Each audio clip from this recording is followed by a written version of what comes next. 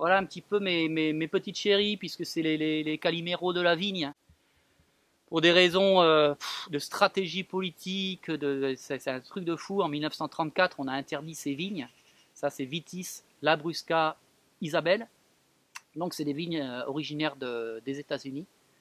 Je crois du comté de New York, d'ailleurs, me semble, si je ne dis pas de bêtises. Et pour multiples raisons, vraiment, c'est des raisons, ça a été des raisons économiques par rapport à des surplus de, de, de production de vin. On a vraiment évincé, voilà, en Noël 1934, il y a une petite réunionite, hein,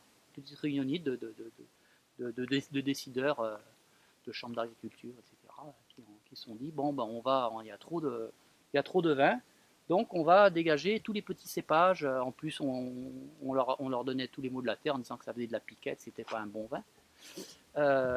Donc j'espère bien que ces vignes vont revenir, un peu comme le Féjois, qui vont revenir par la petite porte.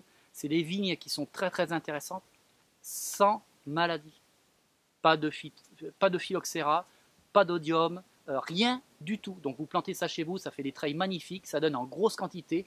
C'est une vigne en plus qui a un goût de framboise, de fruits rouges. On peut faire des confitures avec ça, c'est divin.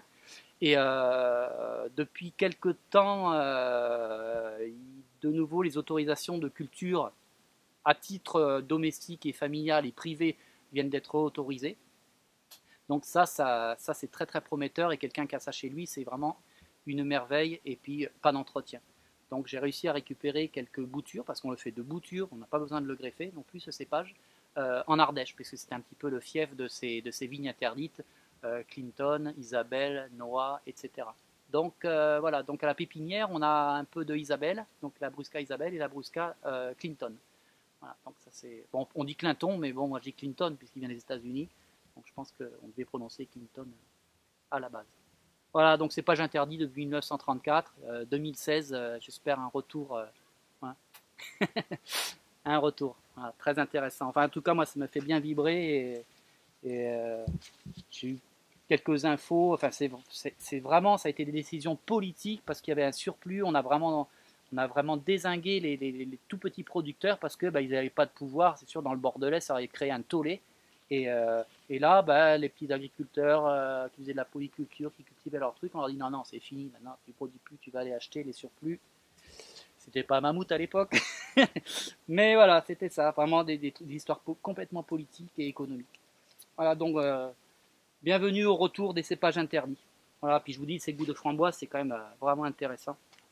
Et si réautorise ces plants de vigne en professionnel, avec les méthodes de vinification qu'on a aujourd'hui, à mon avis, il va y avoir des petits joyaux qui peuvent sortir. Mais voilà, c'est aux politiques de décider s'il est lâché dans le réseau professionnel. En tout cas, bon, pour les amateurs, allez-y, c'est intéressant. Malheureusement, pour l'instant, encore assez dur à trouver.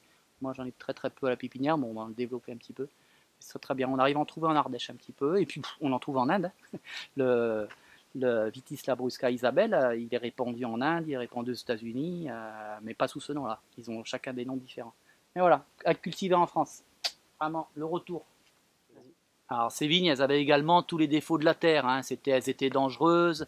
Il y avait, je ne sais pas ce que c'est, un produit dedans, ça m'a échappé. Mais maintenant que les analyses ont été faites depuis quelques années, c'est complètement faux. Donc on lui a mis sur le dos vraiment tous les péchés de la terre pour pouvoir officiellement interdire le truc.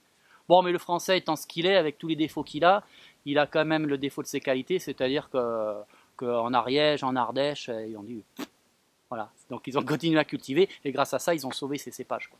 Voilà.